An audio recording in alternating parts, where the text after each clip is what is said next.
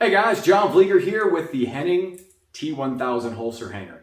This thing has every adjustment that you can imagine that you need for any of the restricted divisions in USPSA. Let's throw it on the bench, take a closer look at it, and then I'm going to throw my GX Products single stack holster on it, throw it on my rig, go out back, run some drills, see if I can notice any difference, and see what it can do. Let's go. All right, so in the box I received this Bondhus Allen wrench, which makes really all the difference in the world.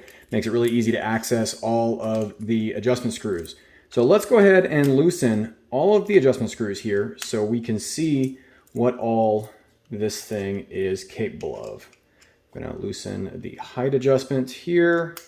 Let's go ahead and just remove both these height adjustment screws, because the way that Henning tackled the height adjustment problem is pretty innovative. Used a Picatinny rail here so you can set it, and they're also laser etched with the number for replacing your holster back on the bracket. For example, if you wanted to fly and you didn't want to risk damaging your holster or your settings, you could take this whole bracket off with 2 bolts and leave this on your belt rig, but have your holster and adjustability, safe and sound in your carry-on, for example.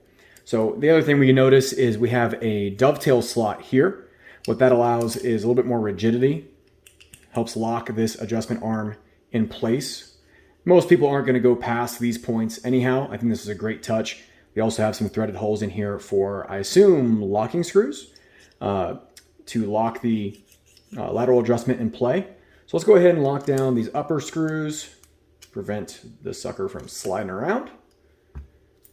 Replace our holster bracket in the pick rail. I'm going to take a wild guess here and say right about there should be decent. We can put our screws back in and lock it down at that height position. And I can't tell you how much this Allen wrench makes this job so much easier. Can't tell you how many parts I've purchased and have had to hunt down the appropriate Allen wrench. So we have our out adjustment. I can't remember if that's toe or camber, to be honest. We also have an adjustment. Oh, maybe I didn't loosen these. There we go. We also have an adjustment laterally, so you can flip it the butt closer to your body or farther away from your body. And overall, I mean, once I tighten these bolts down, I feel like this thing ain't going nowhere. And as my reputation proves, I like breaking stuff. So overall, I have a warm and fuzzy as it stands right now. Let's take a quick break, and I'm going to mount my GX Products holster for my single stack to it. And let's take a look at how the adjustments are actually made once you have a holster mounted to it.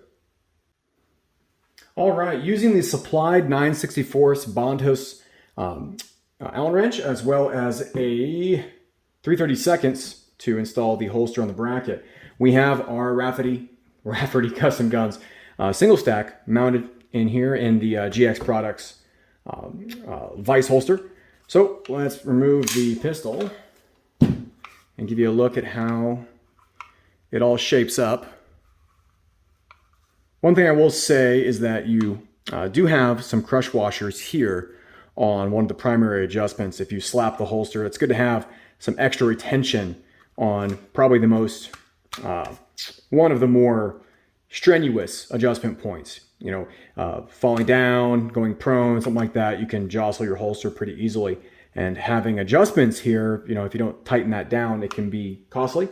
So, but we have some lock washers there to tighten it up a little bit extra.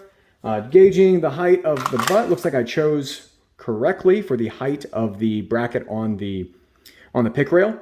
So let's throw this on our rig, take it out back, and see if we need to make any more adjustments to make it exactly how we want. So one of the things I already like about the Henning T-1000 is, especially with the included Bondhus Allen wrench, you can access all the adjustments while it's mounted to your rig. So for example, out here on the range, if I want to make an adjustment, I can reach and make that adjustment on the fly. So keeping this with you on the range is probably a good idea. especially your first live fire session with one of these, so you can get it tuned in perfectly for yourself. We have our single stack loaded up. Let's put on the timer and see where we're at. Historically, my fastest draw on a burner target is around, I don't know, 75, 80 on a good day. So let's see what this one does.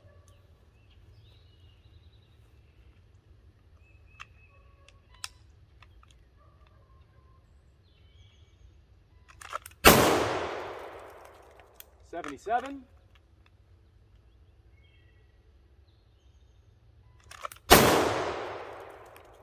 $70. Nicked the neck there. 76 for a Charlie. One more time.